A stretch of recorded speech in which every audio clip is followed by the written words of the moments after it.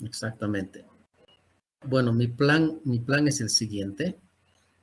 Ustedes no sé si han tenido el chance, pero les he colgado la práctica 4, su última práctica, en la sesión de hoy día. En diciembre ustedes realmente tienen chance de repasar todo lo que hemos visto, pero hasta inclusive, incluyendo el primer, sí, a partir de una nota mínima relativamente alta, no es necesario que una persona vaya a tomar el examen final. Eximido es la palabra, ¿no? Quede eximido, sí. Entonces simplemente se quedarían con la nota la nota que hayan acumulado en estos meses de clases. Me imagino que se repite la misma nota o algo así. Bueno, voy a consultar eso, pero creo que eso es lo más sencillo. Pero sí, va a haber eximidos.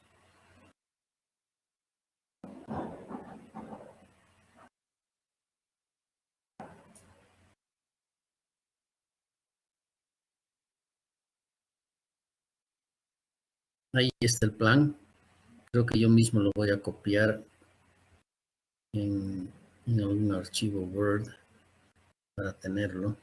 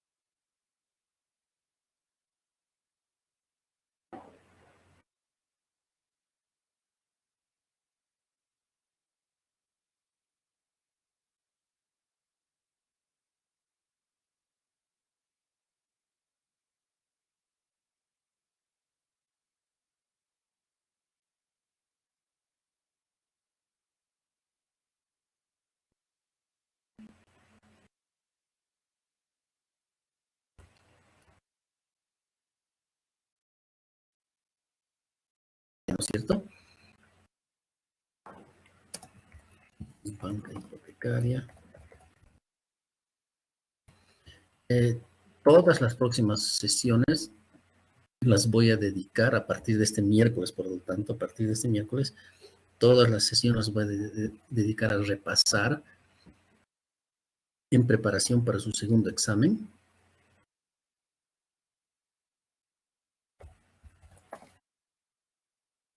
Que entre en su segundo examen modelos de regresión, no, modelos con variables instrumentales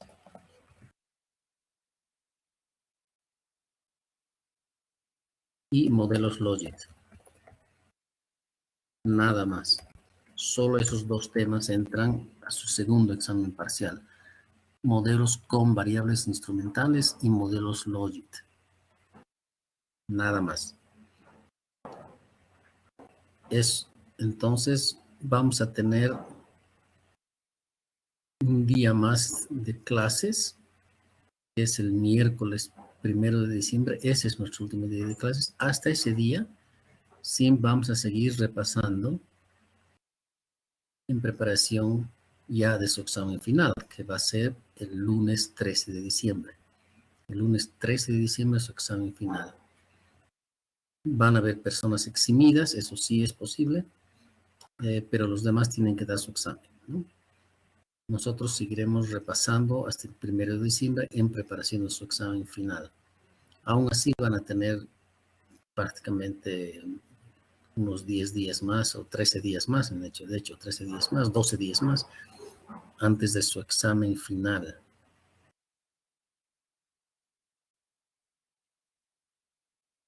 Perfecto, todo esto se los voy a volver a colgar. ¿Está bien? ¿Alguna pregunta?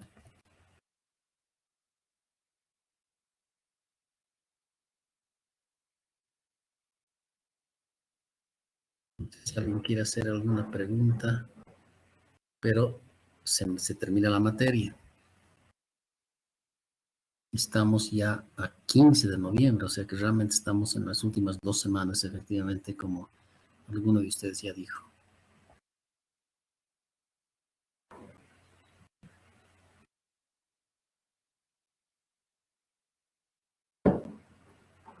El segundo examen será con el mismo formato del primero. Sí, mismo formato, efectivamente. En que yo les voy a colgar en la plataforma preguntas conceptuales. Preguntas conceptuales que tengan que ver con modelos Logit y con modelos con variables instrumentales. La misma lógica. Entonces ustedes simplemente van a elegir cuál es la opción que mejor responde a la pregunta que les estoy haciendo. De hecho, la mayor parte va a ser opción múltiple y tal vez haya una que otra pregunta en la que ustedes van a tener que escribir algo. Por ejemplo, les podría poner alguna tablita para que me expliquen qué quiere decir, algo así. Entonces, en ese caso, sí, ustedes tendrían que escribir. Pero de lejos, la mayor parte va a ser múltiples opciones de respuesta.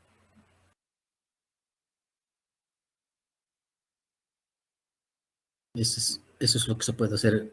Ese tipo de examen ustedes lo van a poder hacer en el tiempo que disponen, que es 1 hora y media.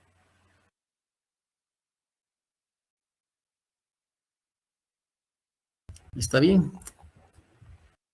Bien, entonces seguiremos. En este momento somos 31 sobre 50. 31 sobre 50 está bastante bien. Vamos a continuar con el ejercicio que estábamos haciendo sobre la banca hipotecaria. Y les voy a ir compartiendo pantalla para ir finalizando este ejercicio. En este momento son 11:15. Madai dice, ¿habrá alguna sesión de ayudantía previa al parcial? Sí, sí. Aparte de las sesiones de repaso que tendrían conmigo, podemos programar una sesión de ayudantía con la asistente. Claro que sí. Le voy a escribir al asistente para que se comunique con ustedes y puedan programar un día. Tal vez ustedes ya me puedan decir qué día, más o menos qué día y qué horas prefieren ustedes para que yo ya le pueda ir transmitiendo al asistente.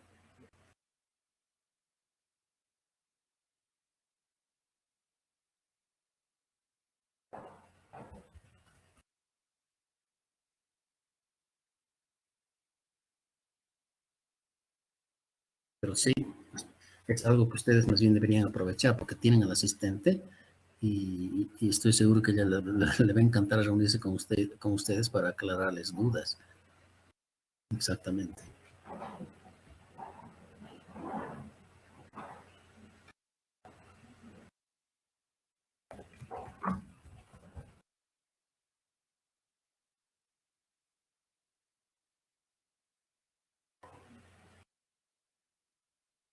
Muy bien.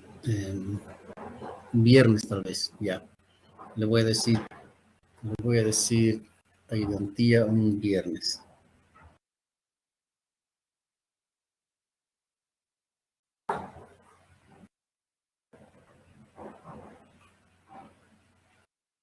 Esto sería en preparación para el examen, para el examen parcial.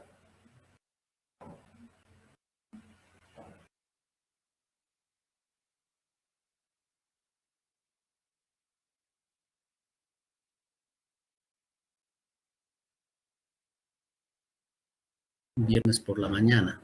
Okay. Fecha del segundo parcial es lunes 29 de noviembre. Lunes 29 de noviembre.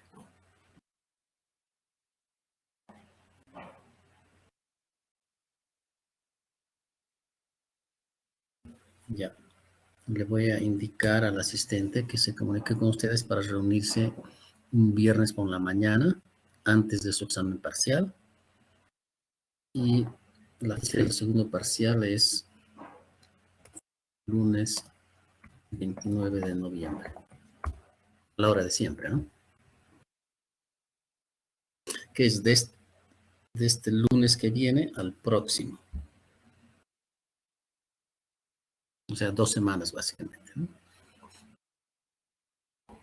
Pero antes, el próximo lunes, el 22, tienen que entregar ya su práctica 4. Eso es.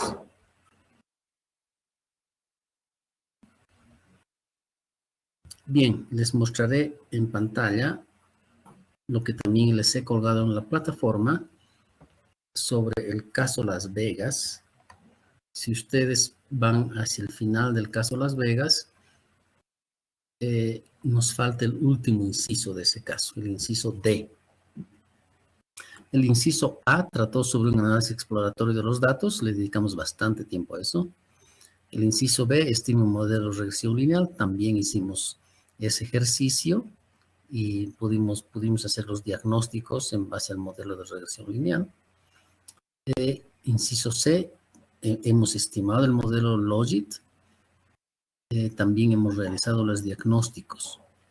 Y bueno, estaba todo perfectamente bien hasta que encontramos un problema, ¿no? Entonces, eso es lo que les voy a explicar ahora cómo vamos a resolver el problema para terminar el inciso C. Y más bien dedicar el resto de esta sesión al inciso D, el último inciso que indica como oficial de crédito usted desea proporcionar préstamos a clientes que pagarán en fecha. Naturalmente, ¿no? Eso es lo que le interesa al banco, dar préstamos a las personas que van a pagar en fecha, van a cumplir con sus pagos y no van a ser morosos, ¿no? Ese es el tipo de clientes que le interesa al banco. ¿Cuál es la combinación de valores de las variables del modelo final que hayamos estimado en el inciso C? ¿Cuál es la combinación de valores de las variables que produce morosidad alta, que produce morosidad intermedia y que produce morosidad baja? Dado que tenemos el modelo, entonces podemos descubrir cuáles son los valores de las variables que producen morosidad alta, intermedia o baja. Y a partir de ese resultado podríamos establecer cuál es la política para el banco, para la banca hipotecaria, que ellos podrían implementar, a qué tipo de clientes prestarles el dinero y qué tipo de clientes definitivamente mejor no prestarles el dinero. ¿De acuerdo? Eso es lo que vamos a ver ahora. Pero antes veamos el tema del inciso C, cómo vamos a terminar el modelo. Y ahí sí les tengo que hacer una explicación. En este momento voy a cargar aquí. Aquí está la base de datos del caso Las Vegas. Voy a abrir el log begin. Y estamos en la semana 16.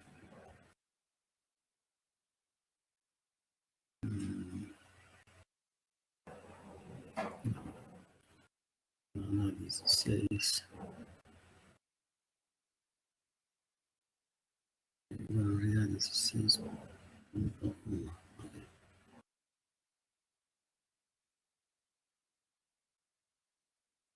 Eso. Ok, ya está abierto el log, así que no se va a perder.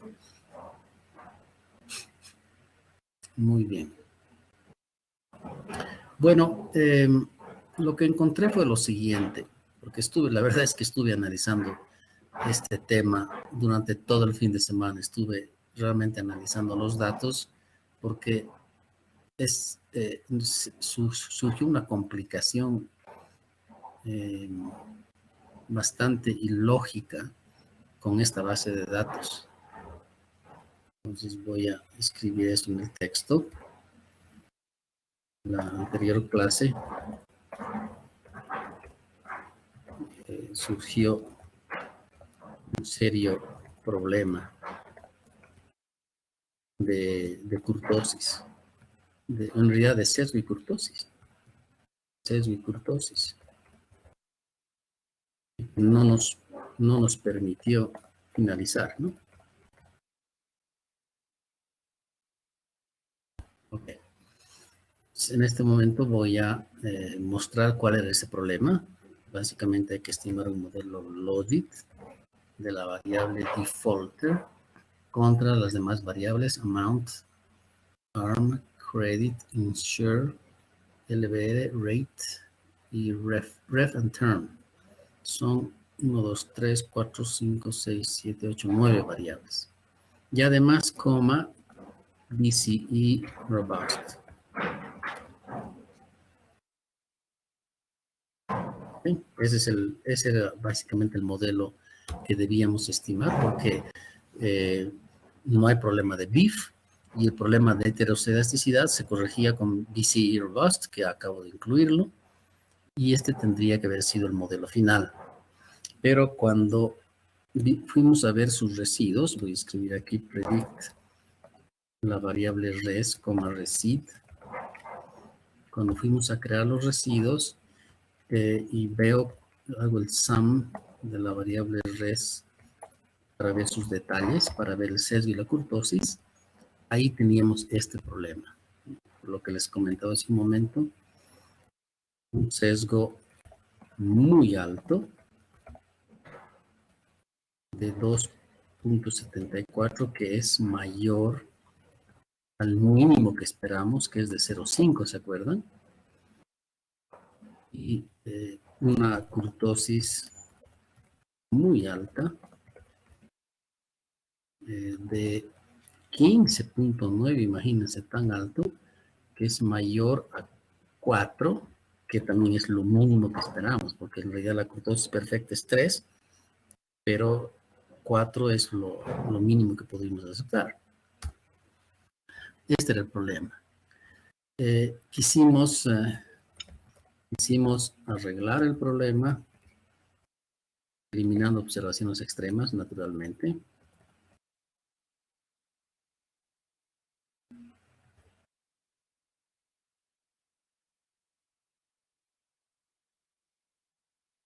Pero en vez de mejorar, empeoraba.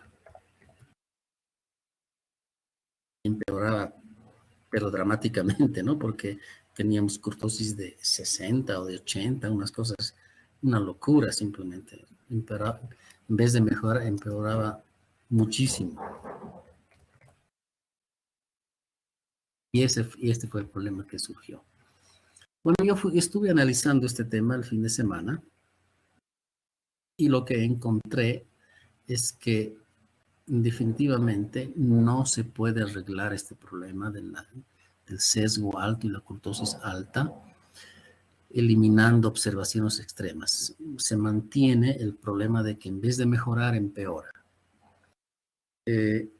Y más bien lo que encontré, inclusive haciendo transformaciones de variables, no tenía ningún efecto el hacer las transformaciones de variables.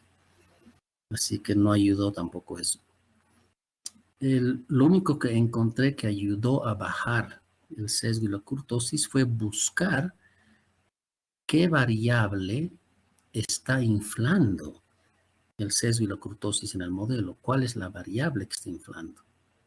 Y encontré, voy a escribir, encontré la variable que está contribuyendo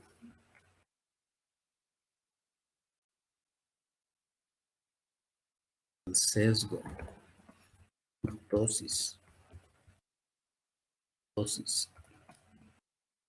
tan alto,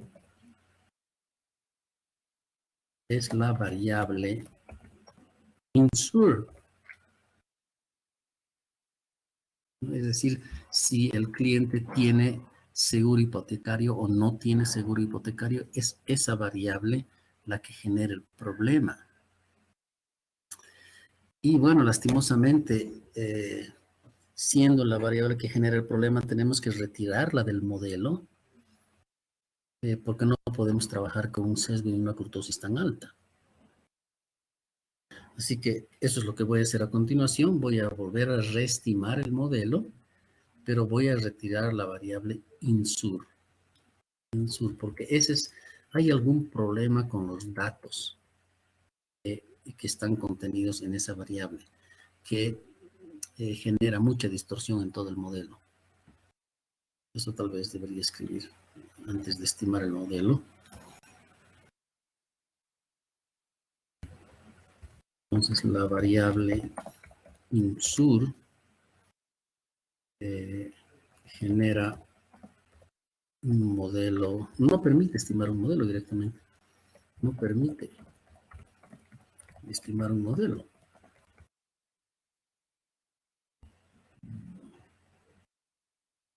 Entonces,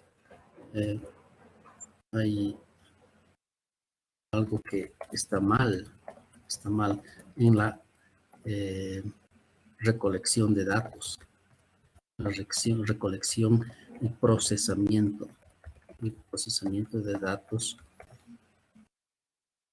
sobre esa variable.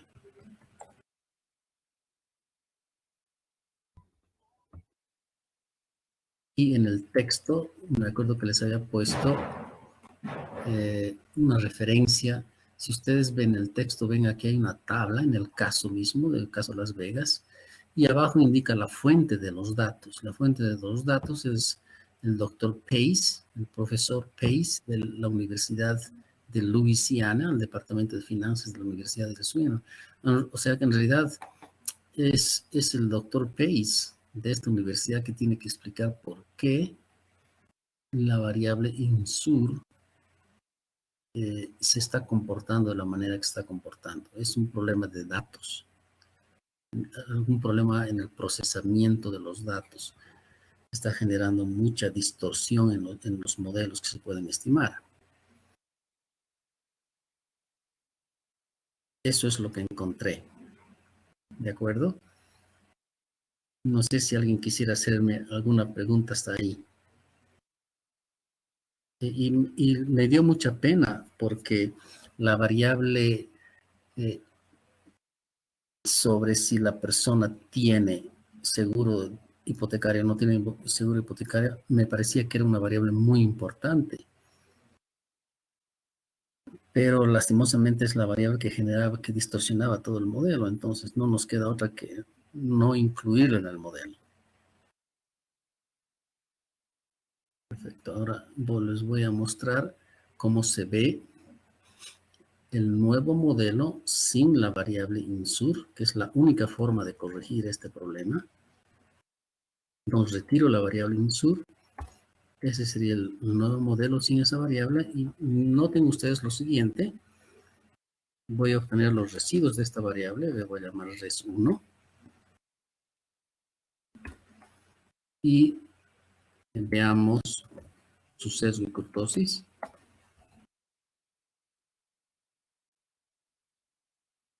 1,61 y 4,25. Entonces, este sesgo y kurtosis sigue siendo alto, pero es lo más bajo que se puede lograr con estos datos. Como les decía, realmente he probado de todo, porque si uno nuevamente intenta eliminar observaciones extremas, nuevamente en vez de disminuir el sesgo y la kurtosis, aumenta. Nuevamente aumenta en vez de disminuir. Entonces hay algún problema con esta base de datos. Es un problema de procesamiento. Puede ser de recolección también. Así que este es el sesgo y kurtosis más bajo que se puede lograr. Lastimosamente no se puede bajar al nivel del 0,5 al sesgo y al nivel, algún número menor a 4 por la kurtosis.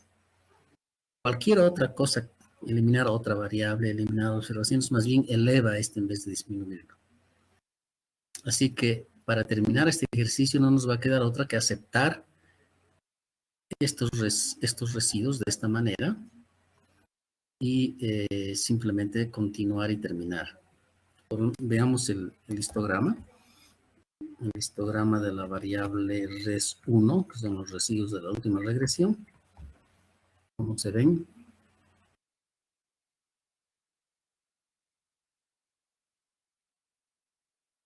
Así es como se ven en realidad dos montones, ¿no? Dos montones, un amontonamiento más fuerte aquí a la izquierda y un amontonamiento menor aquí a la derecha. Es como si fueran dos distribuciones. No tenemos una forma de distribución, de una única distribución normal. Y esto es lo mejor que se puede lograr, como les digo. Cualquier otro camino, he probado de todo, no tienen idea la cantidad de cosas que he hecho durante el fin de semana, nada funcionaba. Lo único que mejor funcionaba era simplemente eliminar la variable causante de la inflación de la kurtosis, que era la variable INSUR. Entonces no nos va a quedar otra que trabajar con estos residuos que no son exactamente los más aproximados a una distribución normal, pero eso es lo mejor que se puede lograr. Lo que voy a hacer a continuación es simplemente ver el modelo Logit estimado, que es este último, que no tiene la variable INSUR. Y ahora simplemente voy a eliminar del modelo las variables no significativas, utilizando el criterio T y el criterio de probabilidad que hemos utilizado como de costumbre, bajo el supuesto de que los residuos se van a ser eventualmente, se van a aproximar a una distribución normal.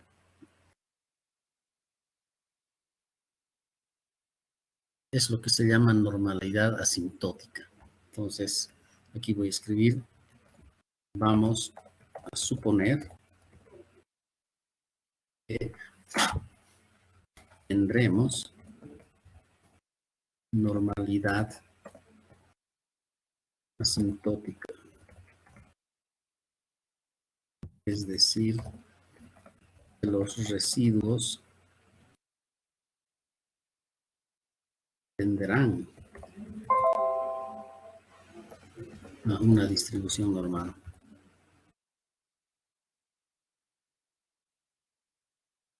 En pruebas repetidas, en muestras repetidas.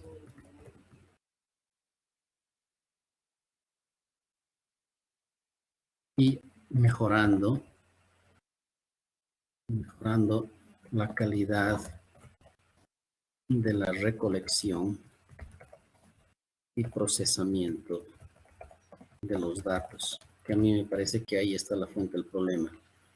Es un reclamo que hay que hacer al doctor Kaiser, ¿no? Me parece que ahí está el problema de la base de datos. Hay algún problema de mal procesamiento de la información. Bien, pero lo que tenemos es lo que más nos acerca a una distribución normal y por lo tanto es lo que más nos acerca a lo que podría ser nuestro modelo final. Así que voy a retirar las variables no significativas que son LBR, que es el ratio entre el monto del préstamo sobre el valor de la propiedad, y la variable credit, que es la variable que representa una calificación de los préstamos hecha por una empresa externa al banco. Ninguna de esas dos es realmente significativa, así que las voy a retirar del modelo también. Entonces, LBR y credit salen del modelo.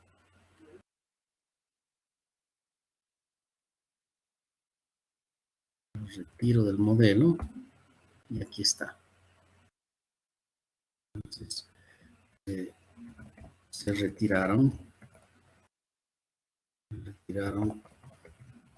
variables LBR y credit.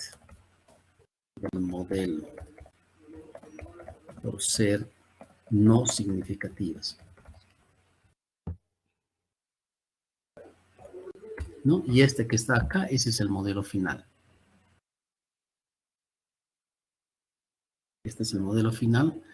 Tenemos todas las probabilidades menor a 5%, excepto la de la variable ref, que si la persona se prestó para refinanciar o para adquirir propiedad nueva, que está a 6, que la estaríamos aceptando a 6% para dejarla. Y lo demás está funcionando muy bien.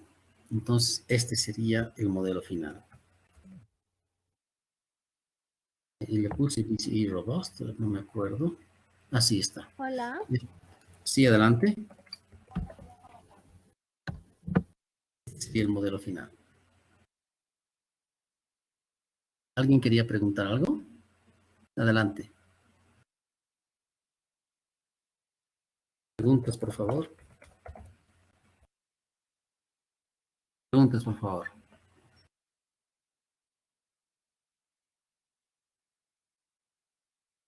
¿Está bien? ¿Me han podido seguir? ¿Qué es lo que finalmente estoy haciendo para resolver este último caso?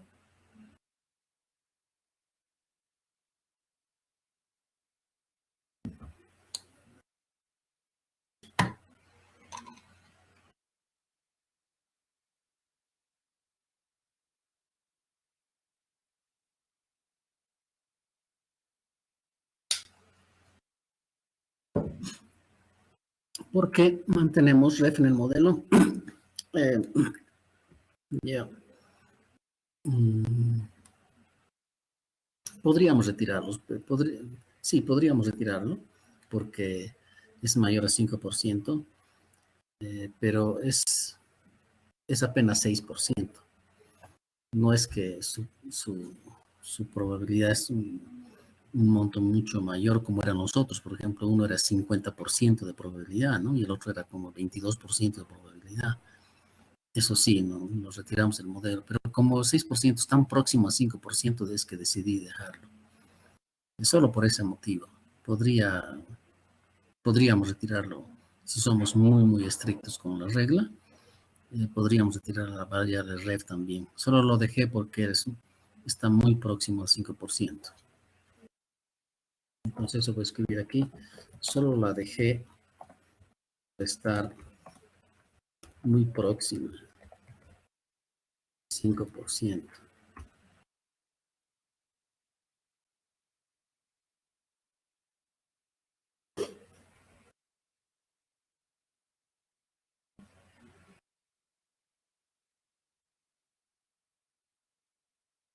Muy bien. Ahora lo que quisiera que hagamos es un análisis que nos permita responder el inciso C.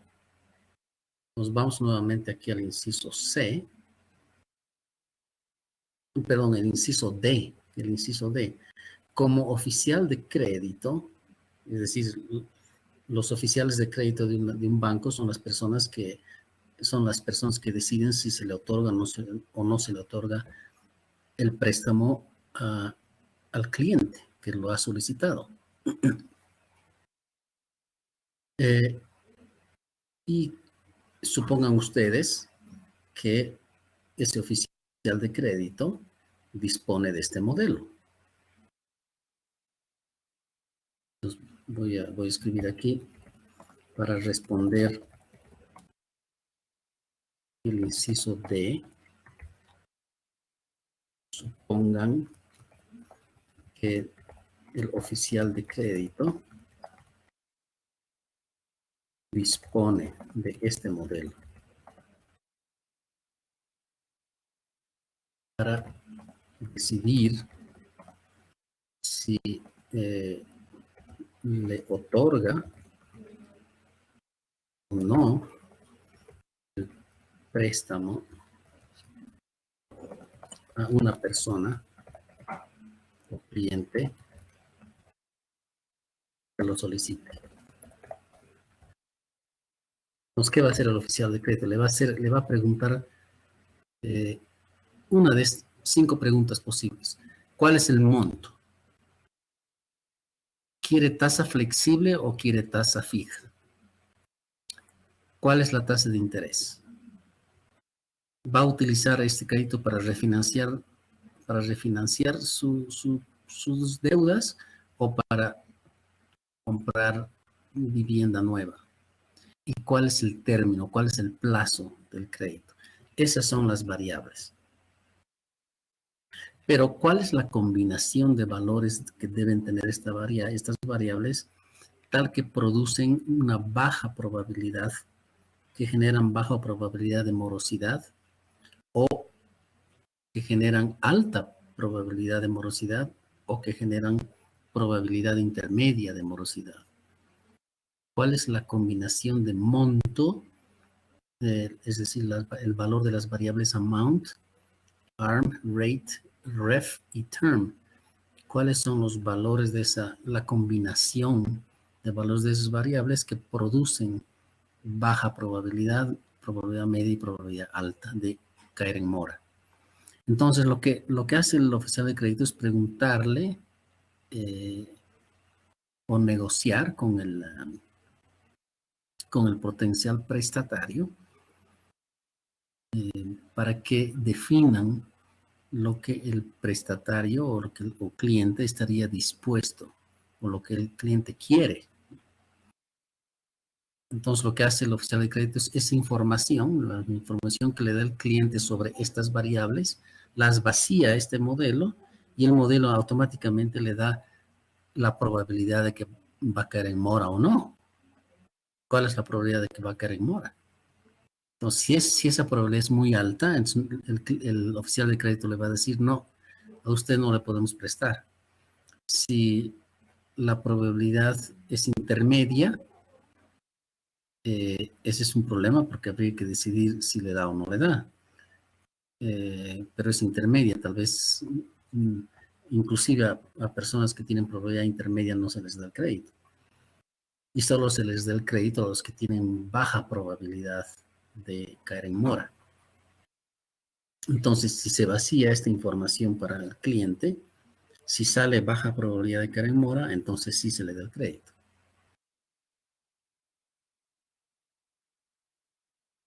¿De acuerdo? ¿Preguntas sobre lo último que acabo de decir?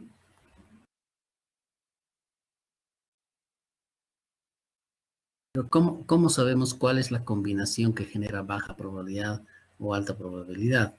Eso es lo que quisiera que hagamos en el tiempo que disponemos. En este momento son las 12 menos cuarto. Entonces les propongo que en los próximos 20 minutos, hasta las 12:10, cada uno en su computadora individualmente pruebe diferentes valores, utilizando el comando PRValue, por supuesto. Utilizando el comando PRValue, prueben diferentes valores para esas variables y armen alguna tabla de resultados que les permita encontrar cuál es la combinación de esas variables que produce baja o alto riesgo de no pago, de caer en morosidad, para decidir si se le presta o no se le presta a esa persona. ¿De acuerdo? Entonces haremos eso. Esto no es para entregar, simplemente cada uno individualmente pruebe diferentes valores de las variables del modelo, final,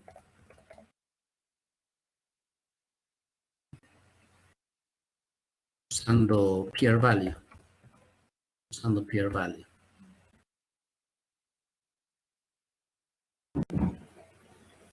Entonces, ¿cuáles son los valores para esas variables que esperaríamos que el cliente nos dé, tal que produce baja mora y sí le otorgamos el crédito? ¿O no? Y las que producen alta mora, entonces no le otorgamos el crédito. ¿De acuerdo? Entonces nos daremos 20 minutos. Trabajemos todos 20 minutos. En este momento son prácticamente 12 menos 10 hasta las 12:10.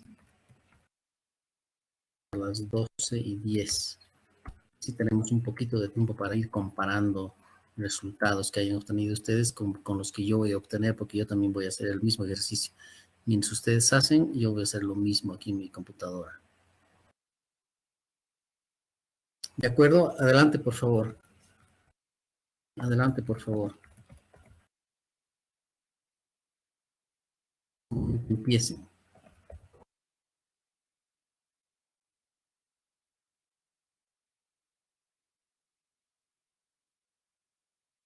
Empiecen, por favor.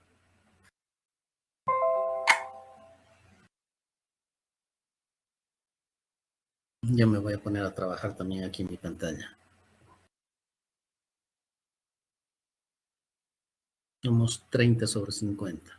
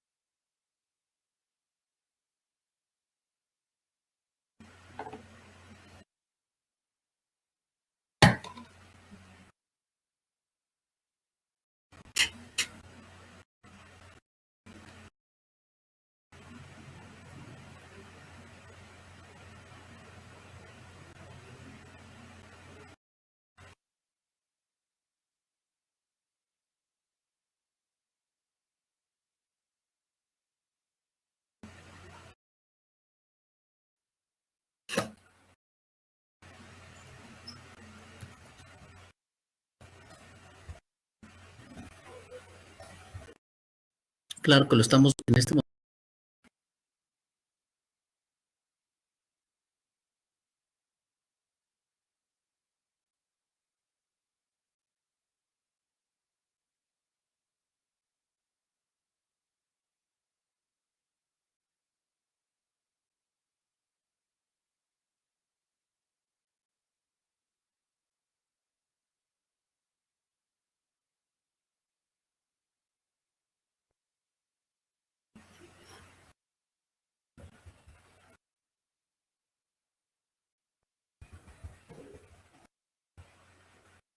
Tal como les fue.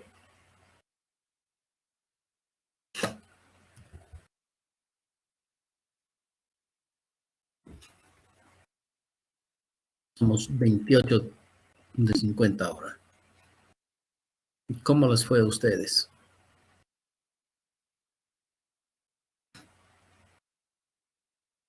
¿Alguno de ustedes logró armar una mezcla de variables que les ha permitido identificar los peores escenarios, los mejores escenarios para otorgar crédito? Claro que en este momento lo estamos viendo desde la perspectiva de la banca hipotecaria, pero en este caso los intereses de la banca hipotecaria también coinciden con los intereses del prestatario, porque la banca hipotecaria va a buscar prestar el dinero a quienes van a tener baja probabilidad de caer en mora. Y esas personas que tienen baja probabilidad de caer en mora también se van a beneficiar del mismo criterio. Es decir, una persona que quiere prestarse y tiene alta probabilidad de caer en mora, no le conviene prestarse en realidad, porque si cae en mora, eh, bueno, eso afecta su vida, ¿no? Afecta su vida, afecta la vida de la familia, porque vivir con que el banco le está persiguiendo para que pague y además empezar a tener problemas legales, a rematar propiedades, caer en ese esquema tampoco le conviene al propio cliente.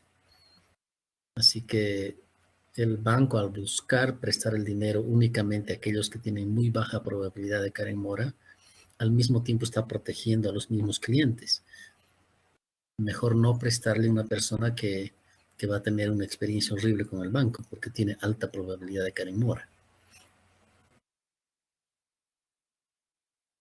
¿Cómo les fue a ustedes? ¿Alguien logró armar algo? Yo sí logré armar algo en un Excel que les puedo compartir, pero me gustaría que me digan ustedes qué es lo que han encontrado. Aquí Carla ya nos está compartiendo algo. Term, rate y amount me salieron que eran las variables que más contribuían a que una persona tenga alta probabilidad de caer en mora. ¿De acuerdo? Sí, yo encontré algo similar también. Term bajo, term bajo significaría poco plazo, ¿no? Contribuye al 34%, o es altísimo, de probabilidad de caer en mora. Es decir, dar un crédito a bajo plazo es muy peligroso, porque eso contribuye a una alta probabilidad de que caigan en mora. Muy bien. Rate alto, es decir, tasa de interés, prestar una tasa de interés alta, contribuye a 39% de la probabilidad de caer en mora. Wow, eso es altísimo. Entonces, claro, la recomendación sería mejor no prestar a tasas altas. Amount, prestar un monto alto contribuye en 36% a la probabilidad de caer en mora. Eso es fuerte, fuerte. La variable ARM, cuando es 1, es decir, tasa de interés flexible, ¿no? Tasa de interés flexible. Eso contribuye al 23% de la probabilidad de caer en mora.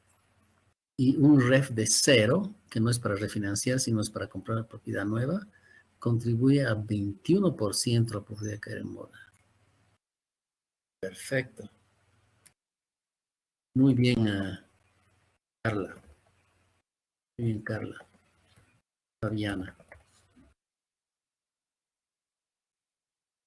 O sea que esas son las variables que hay que cuidar muchísimo.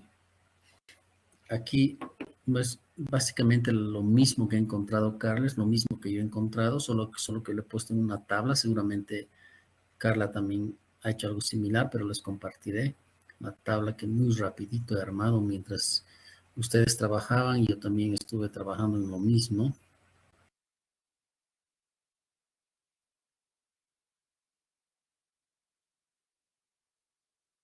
Aquí está. O sea, en realidad he hecho 1, 2, 3, 5 experimentos controlados. Hice 5 experimentos controlados. Aquí el monto, en el primer experimento controlado, el monto está en el valor promedio, que es 1,76. En promedio los préstamos a las personas han sido bastante bajos, de 1,76. Así que aquí simplemente puse el promedio. Para la variable ARM puse 0 y lo mantuve constante en 0, que significaría que se prestó a tasa de interés fija. Rate, que es la tasa de interés, utilicé una tasa de interés de 5, que me parece que también es a promedio, 5, o está por ahí. REF, que se otorgó préstamo para vivienda nueva, por eso REF es 0, eso también lo mantuve constante. Y lo único que cambié fue el plazo, o la variable term. Lo único que cambié fue el plazo. Empezó con un plazo alto, un plazo intermedio y un plazo bajo. 30, 20, 10. Entonces ven ustedes, lo único que está cambiando es una variable, la variable plazo, y todas las demás variables las he mantenido en sus mismos valores, en constantes. Por eso este es un experimento controlado. ¿Qué probabilidades? La probabilidad es baja cuando el préstamo es alto, el plazo es alto. La probabilidad empieza a subir casi a 10% cuando el plazo es de 20 años y sube, la probabilidad de caer en mora sube a 17% cuando el plazo es menor, solo 10 años. Entonces, conclusión, prestar al mayor plazo posible. Eso lo he anotado aquí a la derecha. Prestar al mayor plazo posible. El mayor plazo posible es mejor, ¿no? Aquí es mejor. Esa sería mi primera conclusión. Aquí hay otro experimento aleatorio. Empiezo con los mismos valores que empecé en el experimento anterior. Y en este caso, lo único que estoy variando es la tasa de interés de 5%. ¿Qué pasa si hago un préstamo al 8% de interés, 11% de interés o 14% de interés? Estos porcentajes de interés están en el rango de valores posibles de la tasa de interés. Y todas las demás variables constantes, como pueden ver, constantes. ¿Cuál fue el resultado? Bueno, de subir de 5 a 8 ya casi nos ponen 10% de probabilidad de mora. Subir la tasa de interés a 11%, ya estaríamos en 17% de probabilidad de caer en mora. Y si prestáramos a una tasa tan alta como 14%, la probabilidad de caer en mora realmente está muy alta, 28%. Entonces, la conclusión es que menor interés posible es mejor.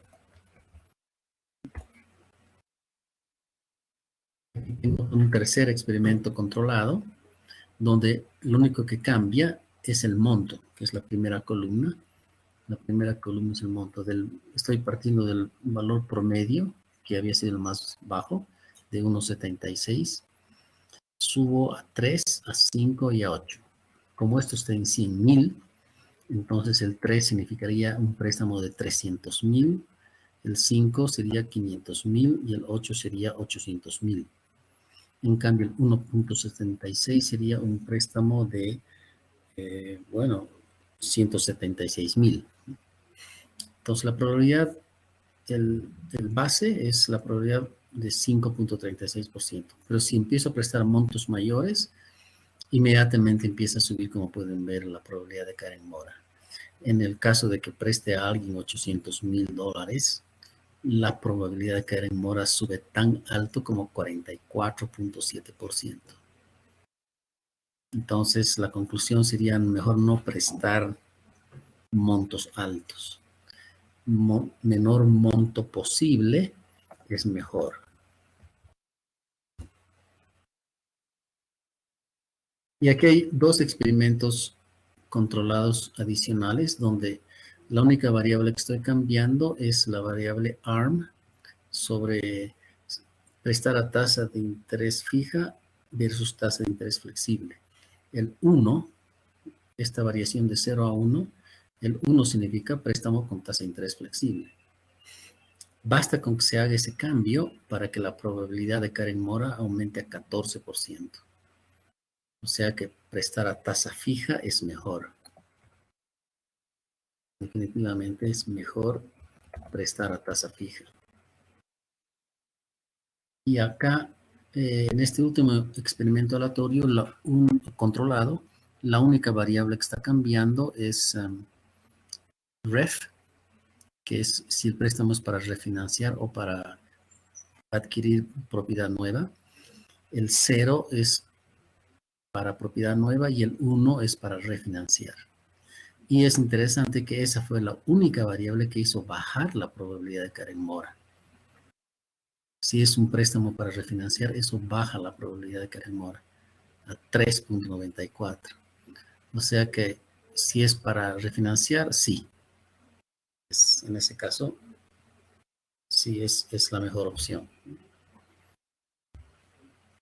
Así que si yo combino todas estas conclusiones y viene un cliente y quiere prestarse dinero, si él está solicitando préstamo a una tasa, a un plazo alto, a una tasa de interés baja, quiere prestarse un monto pequeño, quiere prestarse a tasa de interés fija, entonces le presto.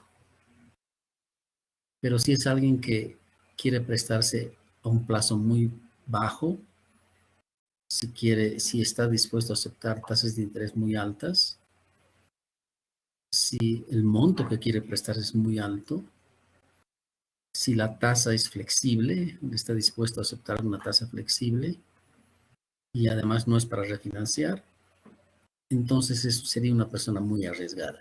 Sería una persona muy arriesgada y yo como oficial de crédito de la banca le digo, a usted no lo prestamos. Esta tabla que la he armado en Excel muy rápidamente, en los 20 minutos que disponíamos de tiempo, se las voy a colgar en la plataforma, por supuesto. Es el mismo trabajo que ha hecho Carla Fabiana y que seguro que varios de ustedes hicieron en la plataforma Stata, ¿no? ¿Qué tal? ¿Qué les parece?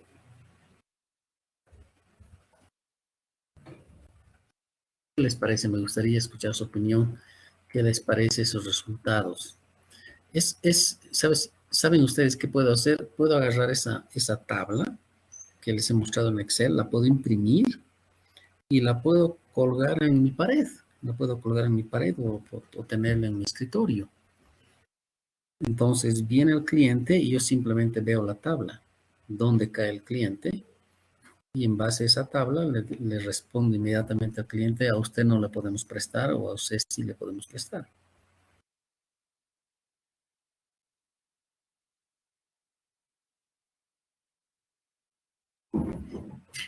¿Qué les parece? O inclusive podría más bien tratar de convencer al cliente que no se preste tanto o que mejor si se presta tasa de interés fija o mejor si se presta una tasa de interés menor. Es decir, trato de convencerlo de que él acepte, él cambie lo que estaba solicitando originalmente, cambie por algo que el banco puede creer.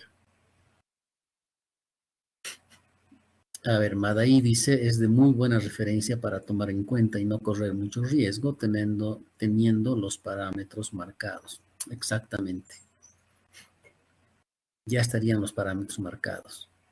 Entonces yo simplemente me da la información al cliente y yo lleno los datos en el modelo o veo mi tabla y ya sé automáticamente si va a ser un buen pagador o un mal pagador ese cliente. Ya voy a conocer desde un principio cuál es la probabilidad de que caiga en mora. Así que o le digo, usted queda rechazado, o más bien trato de convencerlo de que modifique su solicitud para algo que sea más creíble para el banco de que va a poder pagar, de que no va a caer en mora.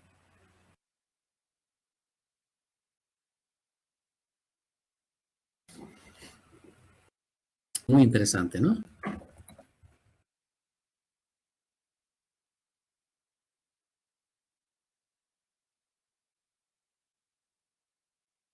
Interesante, ¿no es cierto? Bueno, y así más o menos funcionan los bancos. Algunos bancos actualmente en el mundo, ¿no? Y también en Bolivia, algunos bancos utilizan esta metodología para tomar sus decisiones. Sería como una metodología toma de decisiones automatizada. Y cada vez más y más bancos están tomando sus decisiones de esta manera, porque ya conocen muy bien a sus clientes, ya tienen mucha experiencia acumulada y tienen mucha información acumulada a partir de la cual pueden tomar mejores decisiones, decisiones más acertadas, que favorece al banco y favorece al propio cliente.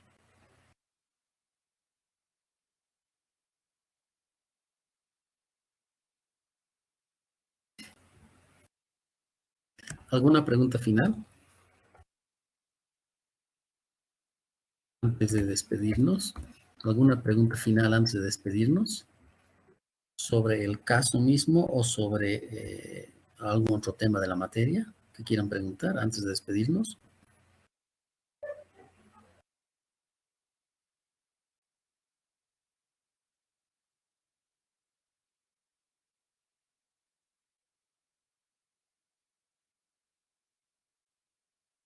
Todo claro, dice Álvaro. Todo bien. Ok, perfecto. Entonces, con eso cerramos en realidad la materia, porque de aquí en adelante ya no voy a avanzar materia. Aquí, este es el último ejercicio y más bien a partir del próximo miércoles simplemente van a ser sesiones de repaso, ¿no? Voy a empezar a repasar los temas de variables instrumentales y volver a repasar el tema de modelos Logic. Y eso es todo lo que vamos a hacer en las próximas clases. En preparación de su examen, su segundo examen parcial y también en preparación de su examen final. Estas son sesiones muy importantes para todos ustedes porque así se van a acordar de todo lo que hemos hecho en esta segunda mitad del curso